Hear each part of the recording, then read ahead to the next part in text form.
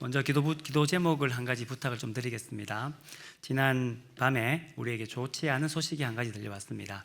미국과 이스라엘이 이란을 침공해서 폭격을 했다라는 소식이 들려왔는데, 그 가운데 200명 정도가 사망하였고 700명 정도가 부상을 당하였다. 아침에 뉴스를 보니까 아버지가 10살 된 아들을 찾으러 학교에 와서 울부짖는 그런 인터뷰를 봤습니다. 우리 하나님께서는 우리에게 평화를 원하시는데 세상은 늘 전쟁과 많은 어려움들이 있는 것 같습니다. 이 전쟁이 빨리 끝날 수 있게끔, 우크라이나 전이나 다른 전쟁처럼 오래 가지 않게끔 그렇게 빨리 끝날 수 있는 그런 전쟁이 되기를 우리 함께 기도해 주셨으면 좋겠습니다. 이제 말씀을 함께 나누려고 합니다. 여러분의 자녀가 혹은 손자가 공부를 아주 잘합니다. 그러면 어느 대학 가기를 원하십니까? 네? 하버드 중에 어느 과가 갔으면 좋겠습니까? 네, 한국 사람들은 대부분 다 어디 대학을 가고 싶어 하냐면 의과대학을 가고 싶어 합니다.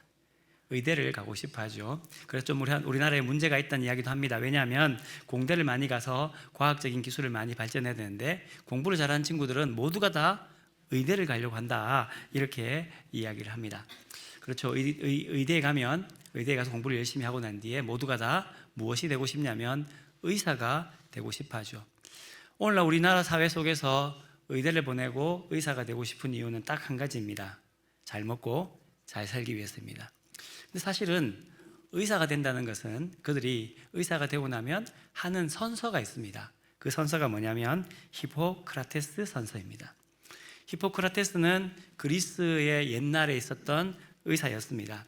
옛날의 의사들은 의과대학이 있거나 어떤 대학에 있어서 공부를 해서 의사의 면허를 따는 것이 아니라, 의사 선생님이 계시면 그 밑에 들어가서 같이 의사 선생님을 통하여 공부를 하게 되고, 그리고 의술을 배워서 그 다음 자신도 의사가 되게 되는 거죠.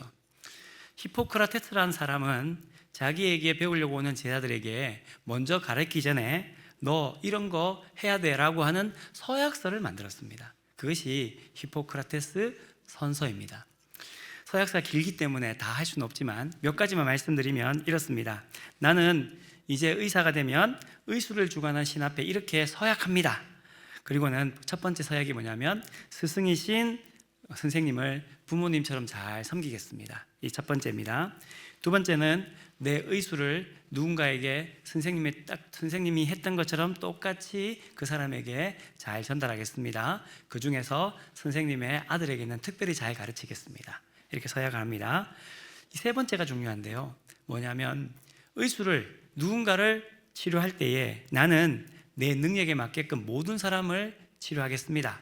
그 사람이 노예이든 주인이든 남자이든 여자이든 관계없이 내가 능력 닿는 한 그 사람이 치료받을 대상이라면 내가 최선을 다해서 치료하겠습니다. 이렇게 이야기를 했습니다.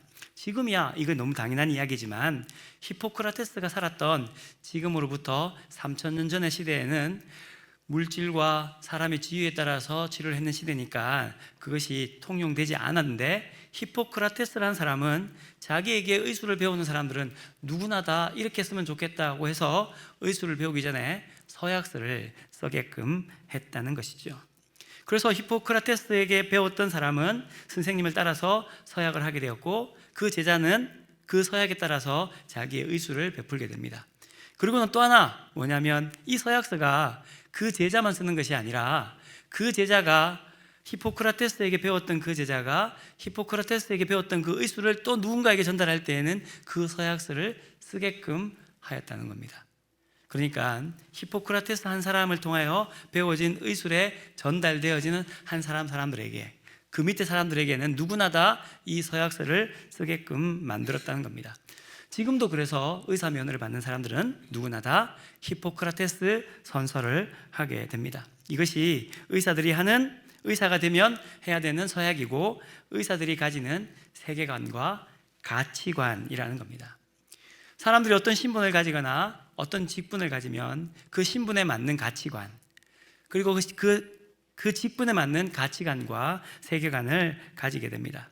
사람은 누구나 다 어떤 신분에 따라서 자기만이 가지고 있는 세계관과 가치관을 가지게 됩니다. 성도도 마찬가지입니다. 성도가 되어집니다. 복음을 받아들입니다. 그리고 나면 성도로서 가져야 될 가치관과 세계관을 가지게 되고 그 가치관과 세계관을 따라서 자기의 삶을 살아가게 되는 거죠. 그래서 사도 바울이 그렇게 이야기합니다. 1장 27절에 지난주 우리가 함께 말씀을 나누었던 것처럼 너희는 그리스도의 복음에 합당하게 생활하라. 성도의 시민이니 성도에 맞는 시민의 모습을 가지고 살아가라. 이렇게 이야기하는 이유는 무엇이냐면 너희의 신분이 그리스도인이다, 성도다. 그러니 너희는 그 성도에 맞게끔 그 가치관을 따라서 살아가라고 이야기를 하는 겁니다. 그 가치관과 세계관을 가진 사람들이 모였습니다. 그 모인 곳을 무엇이라 하냐면 교회라고 합니다.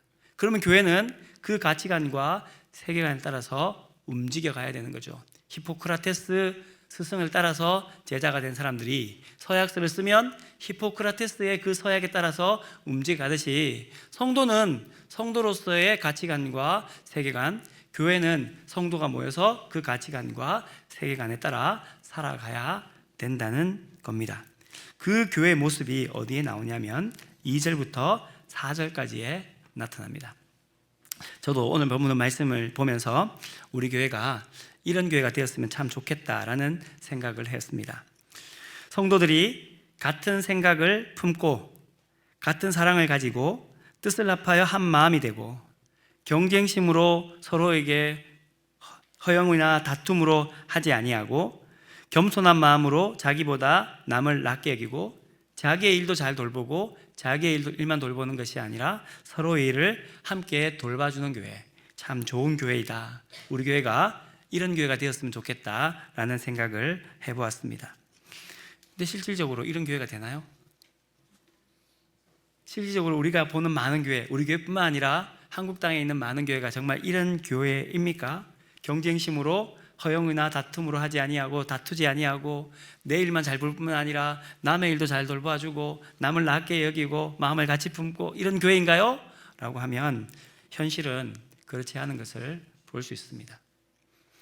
교회 생활에서 경험하는 것은 서로가 시기하고 질투하고 이상하게 둘셋만 모이면 마음이 하나가 되지 아니하고 서로를 대할 때에 남을 나보다 낮게 여겨야 되는데 나를 남보다 더 낮게 여기는 일들이 우리에게 있고 자기 일만 하지 남의 일까지 신경 쓰지 않는 일들이 하나님의 교회 많은 교회들 가운데 있는 것을 볼 수가 있습니다. 오늘날 살아가는 이 한국 교회만 그런 교회들만 많이 있는 것이 아니라 오늘 우리가 읽은 빌립보 교회도 그런 교회였던 것 같습니다. 어떻게 알 수 있냐면 만약 이런 대로 이루어진 교회였다면 사도 바울은 편지하면서 이렇게 편지했을 겁니다. 우리가 꿈꾸는 교회가 이러이러한 교회인데요, 당신들이 그렇게 하고 있으니 참 감사합니다, 이렇게 표현했을 것인데 그것이 아니라 이렇게 해야 됩니다, 이렇게 해야 됩니다 라는 말은 그 교회가 그렇게 하지 않았을 것이다 라는 것을 알 수가 있습니다. 그렇다면 빌립보 교회는 복음이 없는 교회였느냐, 예수님이 없는 교회였느냐? 그렇지 않습니다.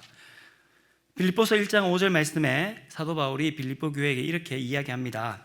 너희가 첫날부터 이제까지 복음을 위한 일에 참여하고 있기 때문이다 라고 말합니다. 사도 바울이 빌립보에 가서 복음을 전하고 그 복음을 받아들인 첫날부터 지금까지 복음에 참여하고 있답니다. 복음을 받아들인다는 겁니다. 그들이 십자가의 복음을 알고 살아가고 있더라는 겁니다. 십자가의 복음을 알고 십자가의 복음을 전하기도 하고 예수님을 알고 예수님을 전하기도 했는데 한 마음이 안 되고 다투고 허영으로 하고 남 돌보는 일보다는 자기의 일에 더 관심이 많은 교회가 이렇게 빌립보 교회였다는 거죠. 왜 이렇게 교회가 하나님의 마음대로 되지 않을까? 어떻게 하면 우리는 하나님 그리스도의 복음에 합당한 교회로서 성도로서의 삶을 살아갈 수 있을까라는 생각을 해보게 됩니다. 오늘 사도 바울은 그런 교회가 되기 위해서 중요한 원리 하나를 이야기합니다. 2장 5절 말씀에 이렇게 말씀합니다. 너희 안에 이 마음을 품으라. 곧 그리스도 예수의 마음이니. 세번역 성경은 이렇게 번역합니다. 여러분 마음속에 이 마음을 꼭 품으십시오. 그 마음은 예수 그리스도의 마음입니다 라고 이야기를 합니다. 우리가 성도로서, 교회로서 합당하게 살아가기 위해서는 첫 번째 가지는 가장 중요한 원리는 무엇이냐면 우리 안에 예수님의 마음이 충만해야 한다는 겁니다. 그리스도인이 그리스도인으로 살아갈 때에, 교회가 교회로서 살아갈 때에 그 신분과 정체성을 잃지 않는 첫 번째이자 근원의 마음이 무엇이냐면 예수 그리스도의 마음을 품고 살아가는 겁니다. 우리가 어떤 일을 할 때에, 어떤 일을 결정할 때에, 어떤 일을 바라볼 때에, 누군가를 바라볼 때에 모든 것들의 첫 번째 시작이 무엇이냐면 예수 그리스도의 마음을 품고 일하고 사역해야 한다는 거죠. 봉사를 해도 예수 그리스도의 마음을 품고 봉사하는 겁니다. 전도를 해도 예수님의 마음을 품고 해야 한다는 겁니다. 예수님의 마음을 품는 것, 이것이 바로 신앙생활, 그 시작점이라는 것을 우리는 기억해야 합니다. 문제는 뭐냐면 이 마음이 우리의 마음대로 해결이 되지 않는다는 겁니다. 우리가 교회를 다니면 성경 말씀을 압니다. 머리로 알고요. 들어서 알기도 합니다. 십자가의 복음이 무엇인가 우리가 머리로 압니다. 문제는 뭐냐면 머리는 아는데 그 머리가 아는 것이 이 마음으로 움직여주지 않는다는 겁니다. 우리가 십자가에 대해서 아무리 많이 이야기하고 성경 말씀을 지식적으로 아무리 많이 안다 할지라도 우리의 마음이 그 말씀에 따라서 움직여가지 아니하면 그것이 아무런 문제가, 아무런 일들이 일어나지 아무런 소용이 없다는 겁니다. 우리가 인정할 것은 우리의 마음이 그렇게 안 좋다는 겁니다. 어느 목사님 설교에 인생 삼락이라는 조크가 있었습니다. 유머가 있는데요, 인생 삼락이 뭐냐면 인생을 살아가는 가운데 세 가지의 기쁨입니다. 첫 번째 기쁨이 뭐냐면, 여러분 운전하지 않습니까? 운전하면 내가 가는 정방향이 있고 또 반대쪽에 있는 역방향이 있습니다. 역방향은 차가 굉장히 많이 밀리는 겁니다. 그런데 제가 가는 정방향은 차가 한 대도 없습니다. 그 마음에 기쁨이 있다는 거죠. 첫 번째 기쁨입니다. 두 번째 기쁨은 무엇이냐면 좋아하시는 분들끼리 모여서 골프를 치러 가기로 했다고 합니다. 그런데 제가 갑자기 일이 있어서 골프 그 모임에 회동하지 못했습니다. 정말 가고 싶었습니다. 그리고 시간이 지났는데 그날 저녁에 전화가 왔습니다.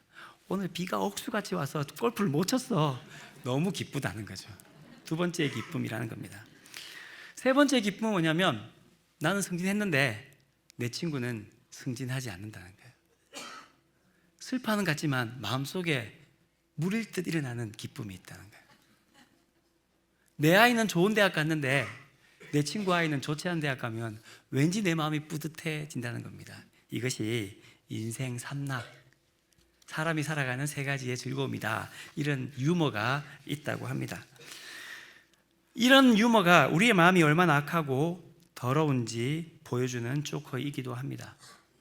우리의 마음이 그렇게 악하고 우리의 마음속에 예수 그리스도의 마음이 없으니 우리가 성도로 모이고 교회로 모임에도 불구하고 예수 그리스도의 마음으로 보여지는 일들보다는 오늘 우리가 함께 하는 것처럼 마음이 갈라지고 다투고 허영으로 일어나고 자기 것만 알고 하는 일들이 성도 가운데 또한 교회 가운데에 있게 되는 것이죠. 왜 그런 마음이 가질까요? 왜 그런 마음이 없겠습니까? 우리가 요즘 새벽 기도의 시간에 매일 성경을 통하여서 요한복음을 함께 말씀을 나누고 있습니다. 지금 요한복음 8장의 말씀을 함께 나누고 있는데요, 요한복음에 보면 예수님께서 아주 위대한 기적을 많이 베푸십니다. 요한복음 5장에 보면 38년 된 병자를 고치기도 합니다. 또한 요한복음 6장에 보면 물고기 2마리와 떡 5개로 5,000명을 먹이시는 기적을 베푸시기도 합니다. 그리고 예수님께서는 그 기적만 베푸신 것이 아니라 내가 생명의 떡이다, 하늘에서 내려온 떡이다 라고 그들에게, 유대인들에게 가르칩니다. 또한 초막절에는 누구든지 목마르거든 내게로 와서 마셔라, 나를 믿는 자는 그 배에서 생수의 강이 흘러갈 것이다, 이렇게 그들에게도 가르치기도 합니다. 하나님이신 예수님이 이 땅에 오셨습니다. 인간의 모습으로 오셔서 인간으로 하나님 말씀을 그들에게 선포합니다. 그러면 하나님 믿는 백성이면 아멘으로 화답하고 그 말씀을 받아들여야 되지 않습니까? 그런데 요한복음 읽어보면 하나님 믿는 백성이라고 자부하는 유대인들이 예수님의 말씀을 받아들이지 않습니다. 수근수근거립니다. 예수님과 논쟁하고 다툽니다. 더 나아가서 예수님을 어떻게 하면 제거할 수 있을까, 그들이 시험하고 있는 것을 볼 수가 있습니다. 왜 하나님의 백성이라고 이야기하는 유대인들이 하나님이신 예수님 말씀을 받아들이지 않느냐? 그 이유는 딱 한 가지입니다. 그들 마음속에 하나님이 없기 때문입니다. 그들의 마음이 하나님께 속하지 않았기 때문이죠. 그 말씀을 정확하게 예수님께서 그들에게 말씀합니다. 요한복음 8장 44절에 이렇게 말씀합니다. 너희는 너희 아비 마귀에게서 났으니 너희 아비의 욕심대로 너희도 행하고자 하느니라. 그는 처음부터 살인한 자요 진리가 그 속에 없으므로. 너희 아비가 마귀인데 그 마귀는 원래 처음부터 그 속에 진리가 없었다는 겁니다. 그러니 당연히 너희 아이들인 너희들도 형태로는 유대인이고 하나님의 백성인데 너희 속에는 진리가 없다는 거예요.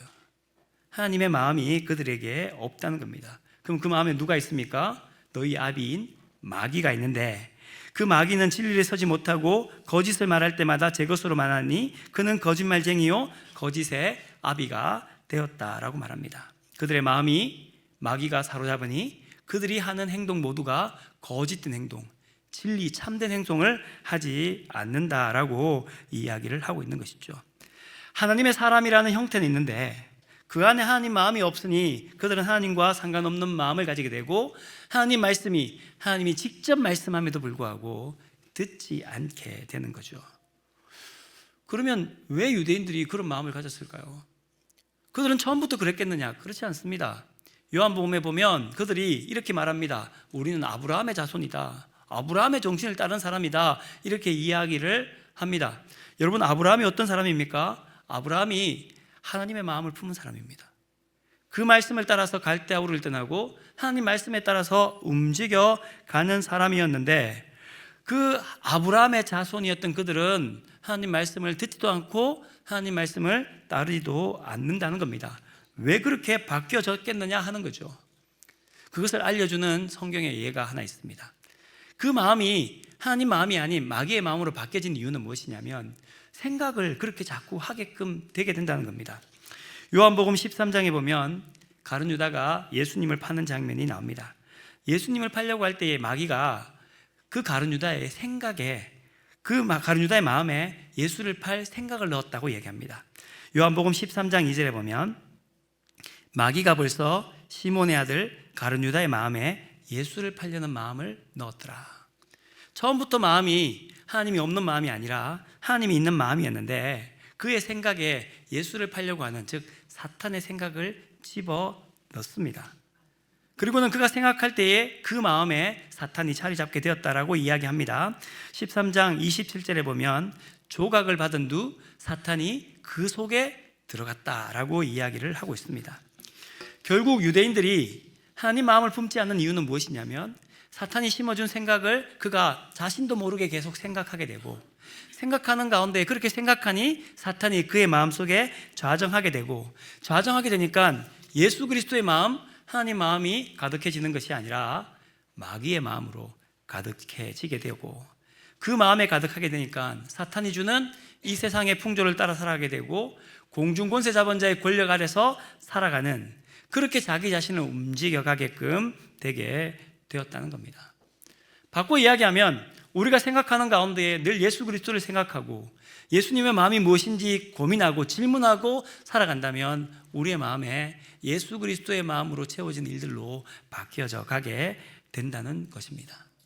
사랑하는 성도 여러분, 이번 사순절 기간 동안 한 주간의 삶 가운데에 여러분의 생각에 예수님의 생각이 많아진 은혜가 있기를 주님의 이름으로 축원합니다. 너희 안에 이 마음을 품으라 곧 그리스도 예수의 마음이니 하는 말씀이 매일마다 여러분의 귀에 들려지고 울려지고 마음에 새겨진 은혜가 있기를 주님의 이름으로 축원합니다. 그러면 예수 그리스도의 마음이 도대체 뭘까요? 오늘 본문에 예수 그리스도의 마음에 대해서 세 가지를 이야기하고 있습니다. 첫 번째는 뭐냐면요, 자기 권리를 포기하는 마음입니다. 6절 말씀 보면 그는 근본 하나님의 본체시나 하나님과 동등됨을 취할 것으로 여기지 아니하셨다라고 말합니다. 예수님의 권리가 무엇이냐면요, 예수님은 하나님과 동등하였다, 본체였다고 말합니다. 그러니까 예수님의 권리는 뭐냐면 하나님의 권리를 가지신 분이었다는 겁니다. 그런데 하나님과 동등됨을 취할 것으로 여기지 아니하셨다라고 말합니다. 하나님은 찬송과 영광과 경배를 받기에 합당하십니다. 그렇다면 예수님도 찬송과 영광과 경배를 받으며 높아지는 것이 당연합니다. 그런데 그 당연함을, 동등함을 포기하고 자기 권리를 포기하고 내려오셨다는 겁니다. 예수님의 마음이 뭘까? 첫 번째, 자기 권리를 포기하는 거예요. 두 번째 마음은 뭐냐면요, 7절 말씀인데 우리 같이 한번 읽어보겠습니다. 시작. 오히려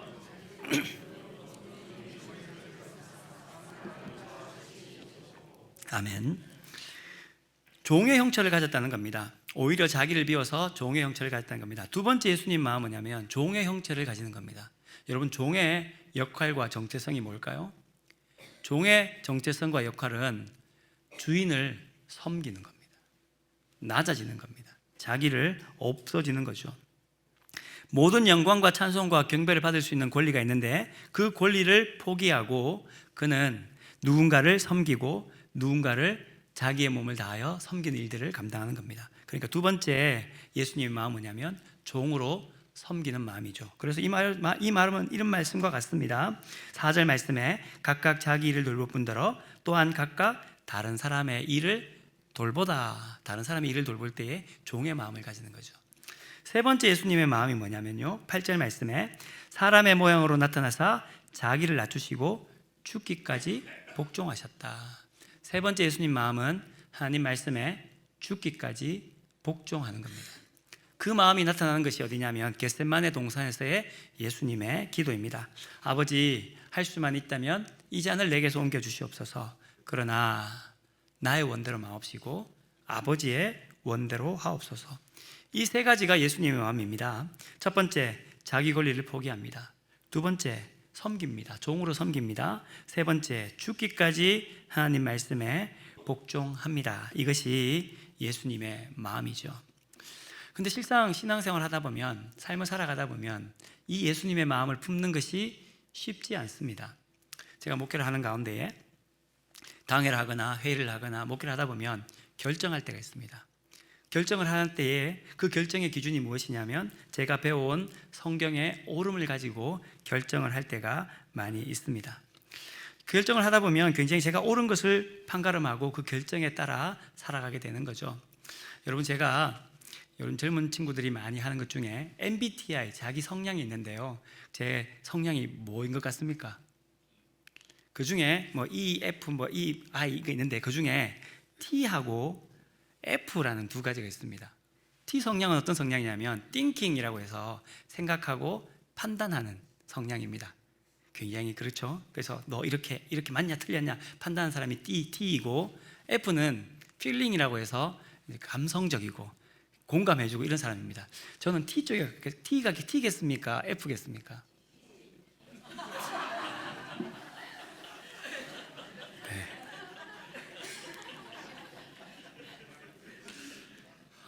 네. 바꿔보겠습니다. 네. T입니다. 제가 성향이 T다 보니까 T에다가 그 다음이 뭐냐면 죄예요. 정의를 따라서 판가름하는 사람이에요.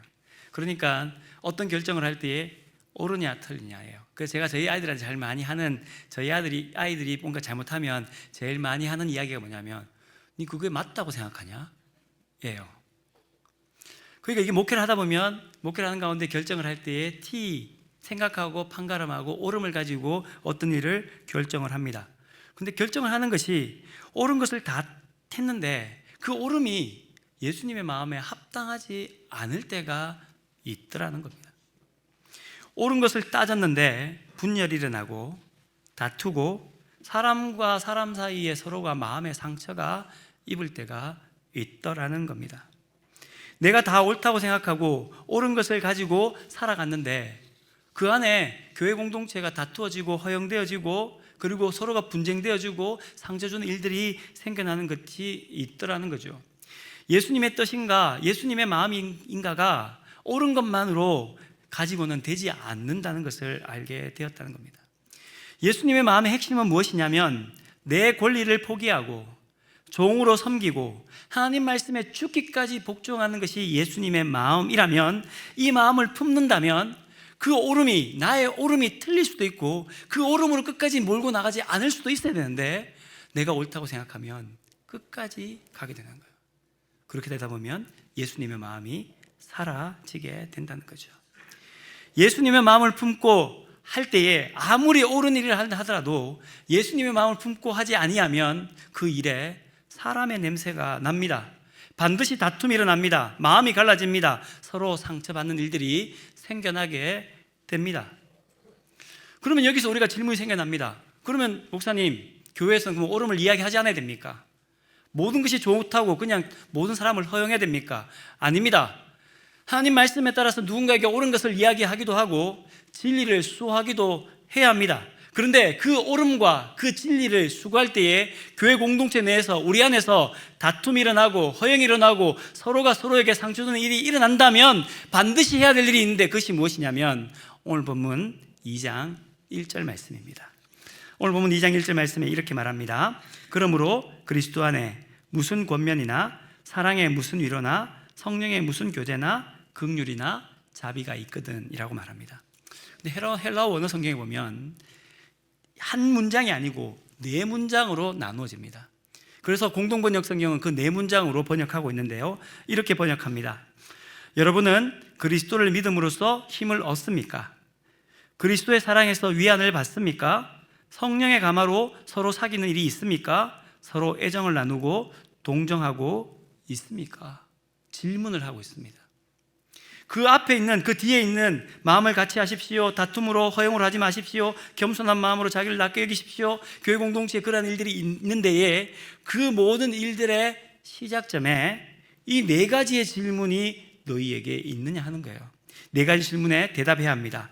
여러분은 그리스도를 믿음으로써 힘을 얻고 있습니까? 그리스도의 사랑에서 위안을 받습니까? 성령의 감화로 서로 사귄 일이 있습니까? 애정을 나누며 동정하고 있습니까? 그런데 이 네 가지 질문을 잘 살펴보면 하나님과 연관되는 모든 단어들입니다. 첫 번째 단어 보면 그리스도 안에 무슨 권면이라는 단어가 파라클레이토스 앤 크리스토입니다. 파라클레이토스가 어디 나오는 단어냐면요, 요한복음에 보면 예수님께서 내가 떠나고 나면 보혜사 성령을 보내실 거다라고 말합니다. 그때 이 보혜사라는 단어가 어떤 단어냐면 파라클레이토스입니다. 그 다음 단어 사랑의 무슨 위로, 이 단어도 파라무디온 아가페입니다. 파라무디온도 파라클레이토스, 위로하다, 권면하다, 그 단어에서 따라오게 됩니다.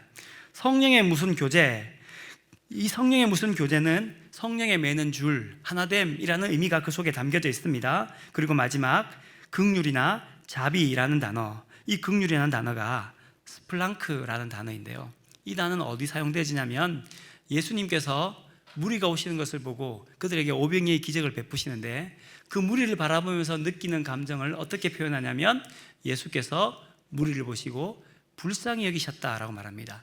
이 불쌍히 여기다는 단어가 스플랑크입니다. 긍휼히 여기다, 불쌍히 여기다 하는 거죠. 그렇게 본다면 이 하나하나의 단어 모두가 하나님과 연관되는 것을 알 수가 있습니다.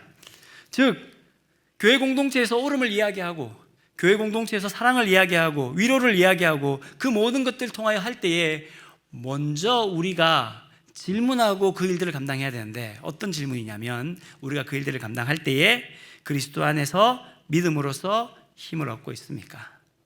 그리스도의 사랑에서 위안을 받고 있습니까? 성령의 감화로 사귄 일이 우리에게 있습니까? 서로 동정하고 서로 긍휼히 여기고 서로 자비하고 애정을 나누며 동정하는 것이 우리 안에 있습니까? 네라고 대답한다면 그 다음으로 하십시오라는 겁니다.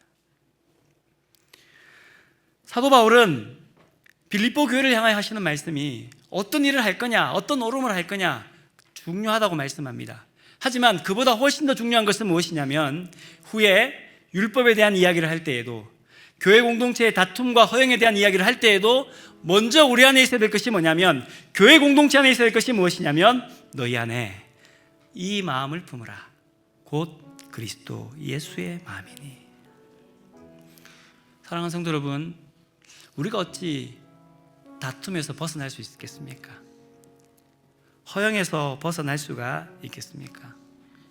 나보다 남을 낮게 여기는 거 불가능한 일입니다.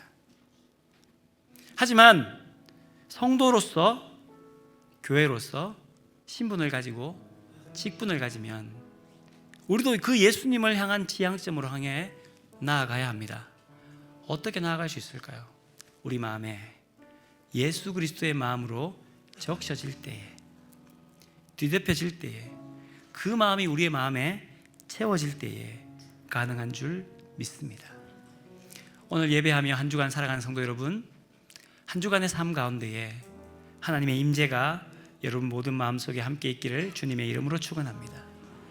예수님을 깊이 생각할 때에 예수님의 마음이 조금씩 우리의 마음에 채워지기를 간절히 원합니다.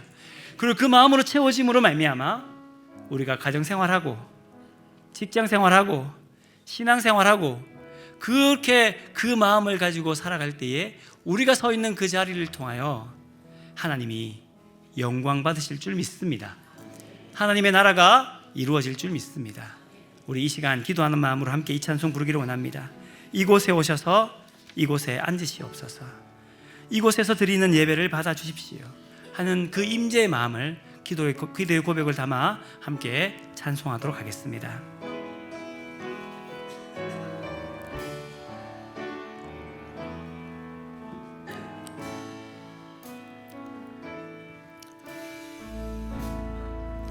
하늘의 문을 여소서, 이곳을 주목하소서. 주를 향한 노래가 꺼지지 않으니 하늘을 열고 보소서. 이곳에 임재하소서. 주님을 기다립니다.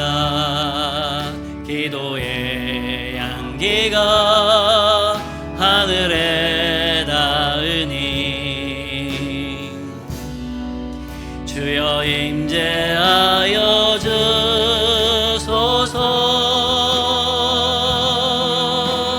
이곳에 오셔서 이곳에 앉으소서.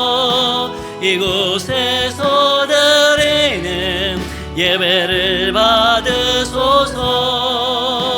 주님의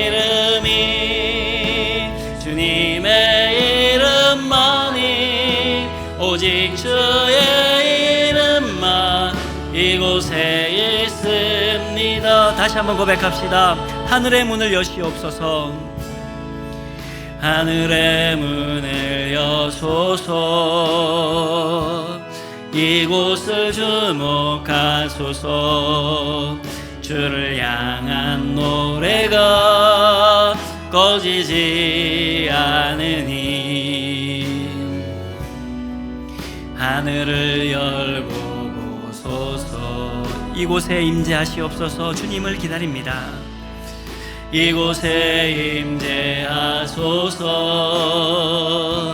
주님을 기다립니다. 기도의 향기가 하늘에 닿으니 주여 임재하여 주소서. 이곳에 오셔서 이곳에 앉으소서. 이곳에서 드리는 예배를 받으소서. 주님의 이름만이 오직 주의 이름만 이곳에 오셔서 이곳에 앉으소서. 이곳에서 드리는 예배를 받으소서. 주님의 이름만이 오직 주의 이름만 이곳에 있습니다. 하나님 아버지 감사합니다. 오늘 성도인 우리에게 주의 말씀을 들리게 하시고 그 말씀을 마음에 담을 수 있게끔 도와주시니 감사를 드립니다. 너희 안에 이 마음을 품으라. 곧 그리스도 예수의 마음이니. 하나님 아버지, 성도로 살아가는 우리들이, 교회로 살아가는 우리 모두가 그리스도의 마음을 품고 살아가는 자 되게 도와주시옵소서. 그러기 위하여 매일 아침마다 하나님의 임재하심을 기다립니다. 기다리는 자에게 성령의 충만함으로 부어주시고 그 마음에 예수 그리스도의 마음이 충만해지고 색이 더딥혀짐으로 말미암아 우리가 살아가고 있는 삶의 현장, 가정과 직장과 교회와 삶의 터전에 예수 그리스도의 마음이 나를 통하여 더 많아지고 더 깊어진 은혜가 있게 하여 주시옵소서. 예수님의 이름으로 기도드리옵나이다. 아멘.